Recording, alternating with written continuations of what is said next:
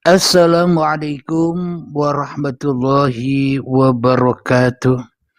Bismillahirrahmanirrahim. Asyhadu an la ilaha illallah wa asyhadu anna Muhammadar Rasulullah. Allahumma salli ala sayyidina Muhammad wa ala ali sayyidina Muhammad. Rabbis rahli sadri wa yassirli amri wahlul 'uqdatam min lisani yafqahu qawli. Amin. Bismillahirrahmanirrahim. Salam hormatku, salam ta'zimku selalu buat para sahabat-sahabatku tercinta, baik yang ada di dalam ataupun yang ada di luar negeri, terkhususnya yang mengikuti live di malam Jumat ini. Semoga kita semua senantiasa selalu di dalam lindungan Allah Subhanahu wa taala. Amin ya rabbal alamin. Kali ini kita akan mengkaji dengan tema judul Allah wajib mensolatiku. Sementara kita selama ini seolah-olah hanya manusia yang diwajibkan untuk sholat. Sehingga manusia mengerjakan sholat dan ibadah penuh dengan semangat karena mengharap-harapkan sebuah pahala dan surga. Sehingga di dalam sholatnya penuh dengan pengharapan. Alhamdulillahirabbil alamin. Disitulah kajian kemanusiaan, memang ya semestinya demikian. Akan tetapi di sini kita akan mengkaji tentang ketuhanan.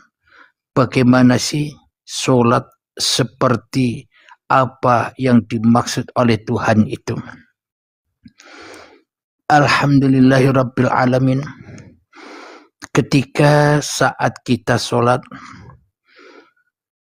yang pertama adalah takbiratul ihram. Allahu Akbar. Tapi sayangnya masih manusianya yang maha besar. Manusianya yang merasa bisa bertakbir. Manusianya yang merasa bisa berdiri. Manusianya yang merasa bisa rukuk. Manusianya yang merasa bisa sujud. Semuanya masih serba kemanusiaan. Itulah sholat di sisi paham manusia. Akan tetapi di sini kita akan mengkaji sholat di sudut pandang ketuhanan. Coba kita hayati di dalam diri kita sendiri.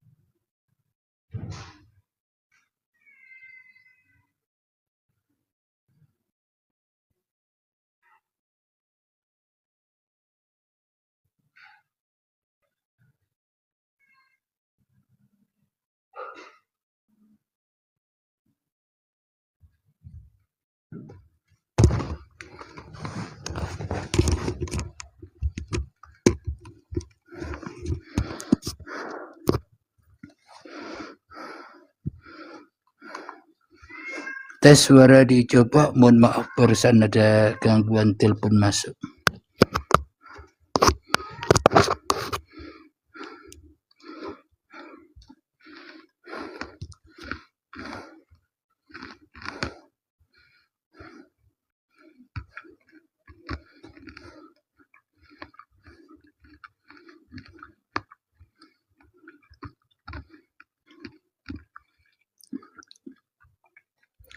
Alhamdulillahirabbil alamin.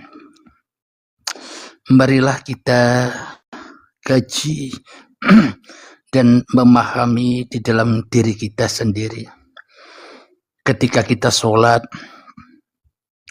yang bisa membaca takbir masih manusianya Allahu Akbar. Ketika mau ruku, yang membaca takbir masih manusianya Allahu Akbar.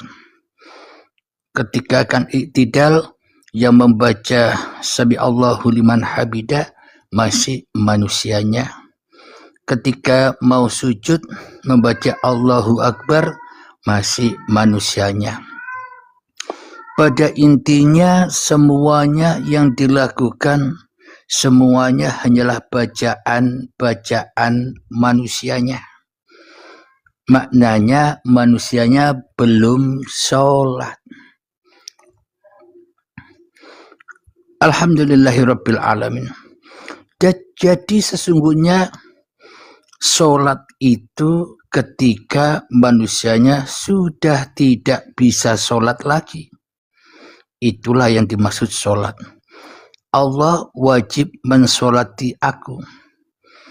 Coba kita hayati.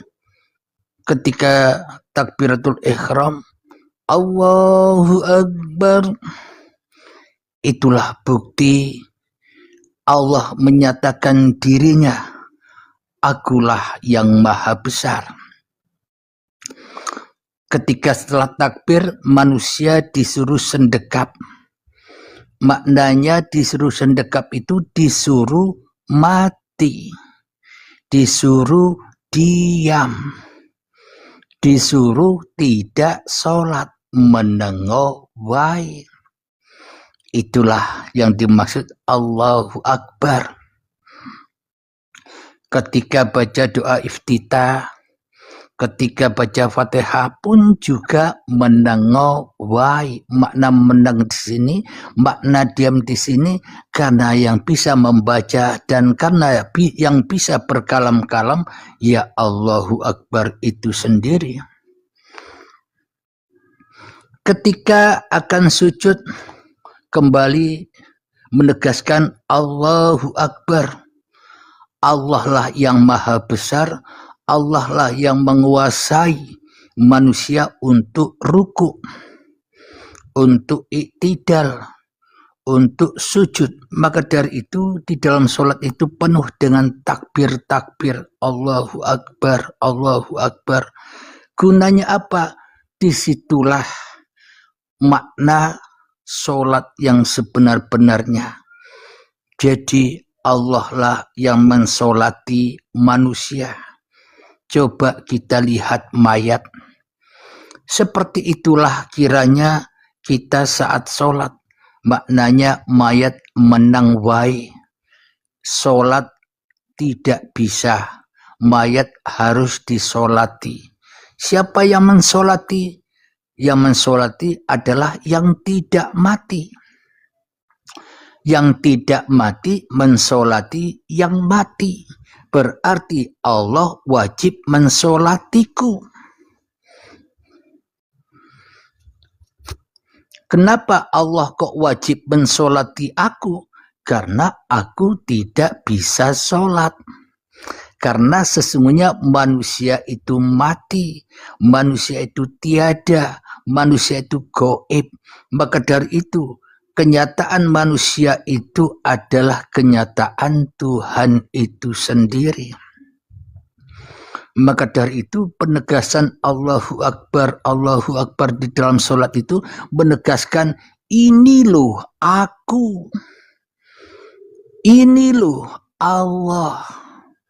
Ini bisa dipahami bila manusianya sudah enjoy. Enjoy itu apa? Jadi mayat. Enjoy itu apa? Jadi makhluk. Enjoy itu apa? Sudah diam. Kenapa? Karena hanya Allah lah yang maha akbar. Allah lah yang maha menguasai manusia. Itulah makna dari Allah wajib mensolatiku. Allah wajib mensolati seluruh ciptaannya. Allah wajib mensolati seluruh manusia.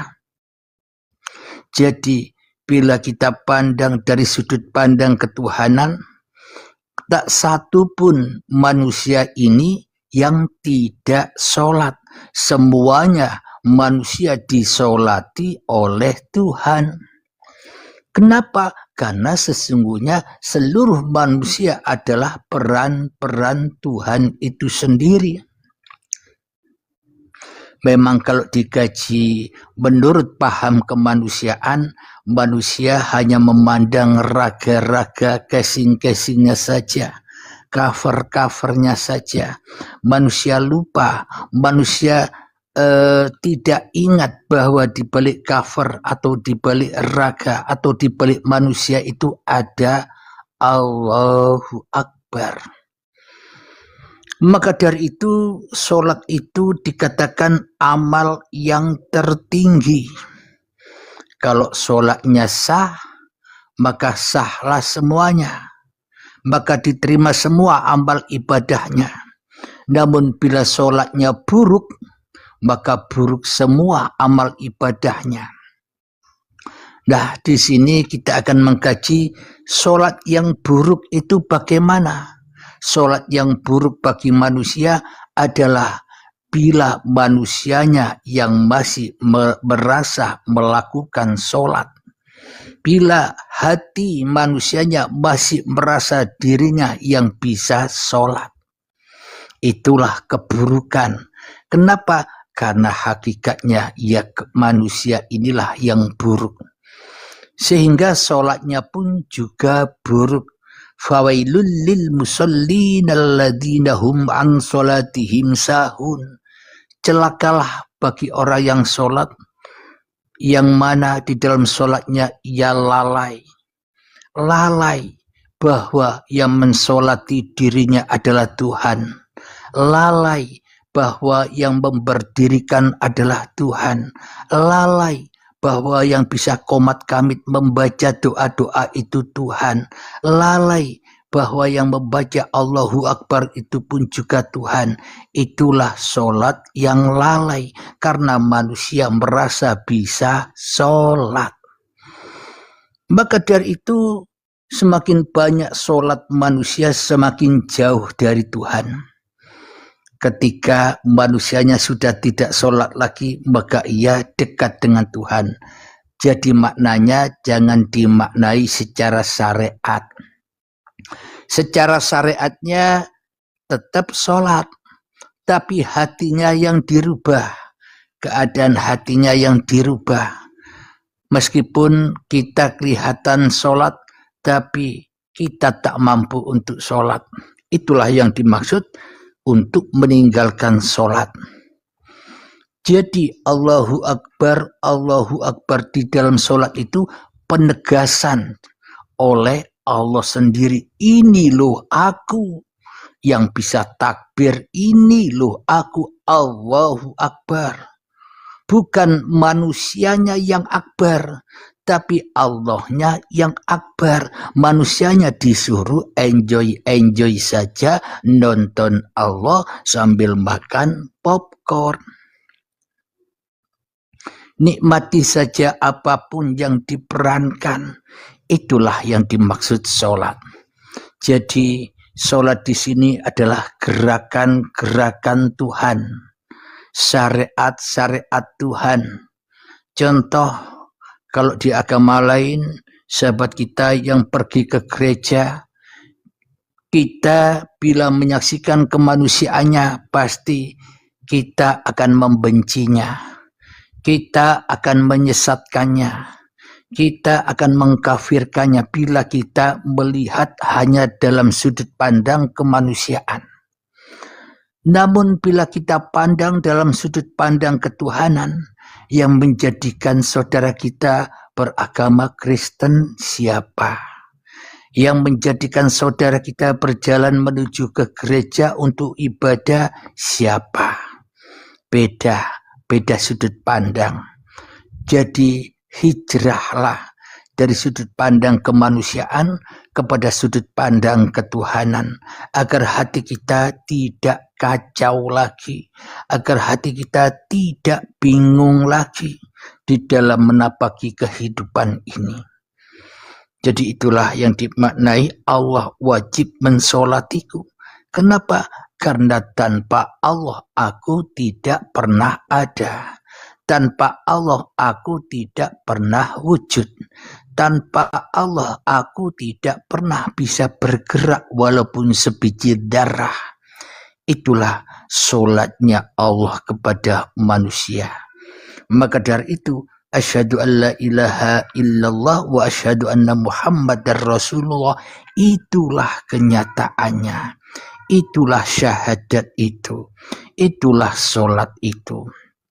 Alhamdulillahirabbil alamin. Nanti insya Allah besok yang akan datang kita akan membahas tentang zakat.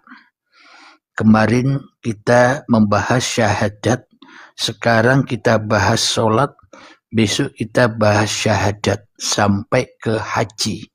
Apa yang dimaksud syahadat, solat, zakat, puasa, dan haji menurut sudut pandang ketuhanan.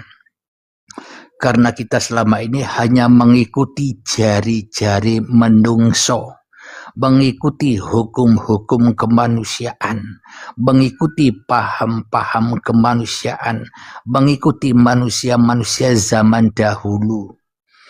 Kita tidak memahami, tidak mengimani Tuhan dengan sepengetahuan kita sendiri. Kita jangan ikut-ikutan. Kita harus cari sendiri. Kita harus membuktikan sendiri iman yang dimaksud iman kepada Tuhan. Sehingga di dalam sholatnya baik, Allahu Akbar, Allah lah yang mensolatiku, maka di luar sholat pun sama. Allah pasti mensolati manusianya dimanapun manusia itu berada. Kemanapun wajahmu kau arahkan, dah disitulah aku. Jadi manusia tak terlepas dari Tuhan. Memang judul-judulnya penuh dengan kontroversi. Namun dengan judul yang kontroversi seperti ini dapat mudah menyadarkan diri kita agar kita tidak lalai lagi dengan kepahaman-kepahaman kemanusiaan, agar kita tidak mudah lagi disesatkan oleh iblis dan setan. Alhamdulillahirabbil alamin. Sementara untuk kajian tentang Allah wajib mensolatiku ini kita akhiri dahulu di sini. Mungkin nanti ada tanya jawab atau ada saudara yang mau naik, silahkan. Dan saya akhiri dahulu. Akhir kalam. Assalamualaikum warahmatullahi wabarakatuh.